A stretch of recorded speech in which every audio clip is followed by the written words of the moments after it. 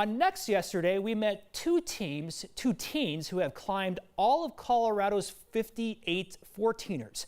After the segment, some of you said there are only 54. So where did those last four come from?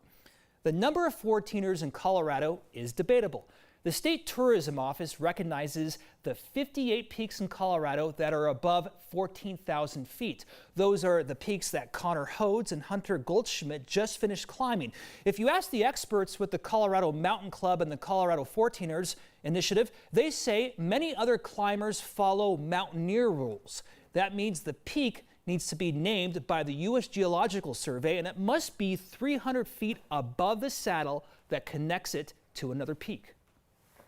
And so there are 53 that meet all the criteria. I oftentimes just say more than 50 peaks and let people choose which definition they want to use. In the end, it doesn't really matter, and it's going to be evolving over time because there's an effort to resurvey all of the mountains using gravitational techniques.